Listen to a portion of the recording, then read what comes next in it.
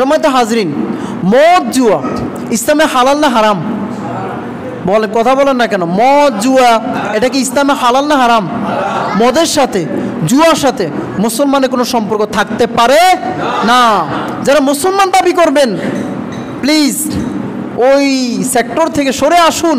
কারণ নবী আল্লাহ এবং তার রাসূল যারা মদ পান করে, যারা জুয়া খেলে, তাদেরকে লানত দিয়েছেন কে বলেন? শুধু আল্লাহ না, আল্লাহ এবং তার রাসূল লানত করেছেন। শুধু তাই না, নবী করিম সাল্লাল্লাহু আলাইহি ওয়াসাল্লাম হাদিস শরীফের মধ্যে ইরশাদ করেন 6 শ্রেণী ব্যক্তিবর্গ কখনো জান্নাতে যেতে পারবে না। কয় শ্রেণী?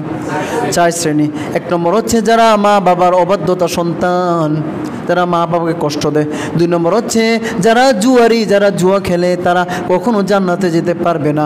3 নম্বর হচ্ছে যারা দান করে খোঁটা দেয়, তারাও জান্নাতে যেতে পারবে না। 4 নম্বর হচ্ছে যারা মাদক সেবন করে, তারাও জান্নাতে যেতে পারবে না। তাদের জন্য জান্নাত হারাম ঘোষণা করেছেন কে? আল্লাহ। এই জন্য আপনি তো মুসলমান, আপনি চান যে আমি জান্নাতে যাই, চান না? কারণ আপনাকে বলছি একবার সহজ সরল ওয়াজ, আপনি কি চান মদ পান করতেন? আপনি কি চাইবেন জুয়া করতেন, জুয়া খেলাতে? সম্মানিত হাজরিন, এখন আলোচনা করব যারা মদ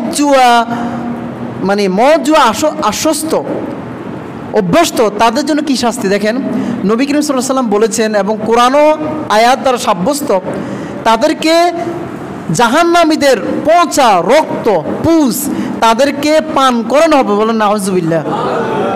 পচা রক্ত পুজ জাহান্নামীদের, এই পচা রক্ত এবং পুজ পান করার সাথে তার নাড়ি বুড়ি দিয়ে পায়খানা রাস্তা দিয়ে সব বের হয়ে যাবে। বলেন নাউজুবিল্লাহ।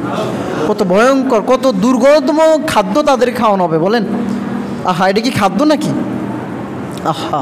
শুধু তাই না, যারা এই রোগে আক্রান্ত হয়ে গিয়েছে, কোরআন হাদিস বাদ দিলাম, তাদের ঘরগুলোকে ঠিক আছে বলেন তো? আহা। মদ জুয়া যারা করেন তারা ঘরের, আপনি তো নিজে শেষ করে দিয়েছেন, আপনার বিবি বাল বাচ্চা সবাইকেও শেষ করে দিয়েছেন। কথা ঠিক কিনা? ঘরের জিনিস আশা দিয়ে ভেঙে ফেলেন, স্ত্রীর সাথে খারাপ ব্যবহার করেন, টাকার জন্য মারধর করেন, বাপের বাড়িতে ফাটাই দেন। তারপরে আপনার সন্তানরা তো আপনাদের কিছু শিখতে পাচ্ছে না, আপনার থেকে দেখে দেখে তো উনিও অনেক কিছু শিখে নিতেছে। কথা ঠিক কিনা? এই জন্য সম্মানিত হাজরিন, এটার সাথে আমাদের কোনো সম্পর্ক থাকতে পারে না। এই জন্য আমি বলবো সাবধান, যারা এই কাজে জড়িত আসুন, ফিরে আসুন। অতএব আপনারা যদি এই কাজে জড়িত থাকেন, আপনাদেরকে এখন কিন্তু আর্মিরা বিভিন্নভাবে অভিযান চালাচ্ছে। আমরা সচেতন জনগোষ্ঠীর মাধ্যমে ফোন কল দিয়ে আপনাকে ধরিয়ে দেওয়া হবে ইনশাল্লাহ, তখন আপনি বাঁচতে পারবেন না। আর এতে আপনি নিজেও ক্ষতিগ্রস্ত হবেন, আপনার পরিবারটাও ক্ষতিগ্রস্ত হবে। আপনাকে চান এরকম? এই জন্য এটার সাথে আমাদের কোনো সম্পর্ক থাকতে পারে না। আর যারা এই কাজে জড়িত হবেন জুয়ার সাথে, মদের সাথে, তাদেরকেও যারা সচেতন আছেন তাদেরকে আপনারা মসজিদের কমিটিতে, সমাজের কমিটিতে, আপনারা কোনো ধরনের কমিটিতে তাদেরকে রাখবেন না, সাবধান করে দিচ্ছি। কারণ যারা নেশা করবে, যারা আল্লাহ এবং তার রাসূলের বিধানগুলোকে প্রদর্শন করবে, তাদের কোনো ঠাঁই মসজিদ কিংবা সামাজিকভাবে দরবার কারবার তাদের ঠাঁই হতে পারে না।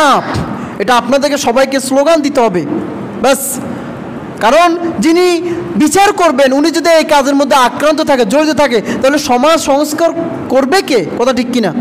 এজন্য আসুন ভালো মানুষগুলোকে যাচাই বাছাই করে তাদেরকে নেতৃত্ব দেওয়ার মন মানসিকতা তৈরি করুন। তো যাই হোক, যে কথাগুলো বললাম, আল্লাহ তাআলা আমাদের সবাইকে আমল করার তৌফিক দান করুক। ওমা তৌফিক ইল্লা বিল্লাহ। আসসালামু আলাইকুম।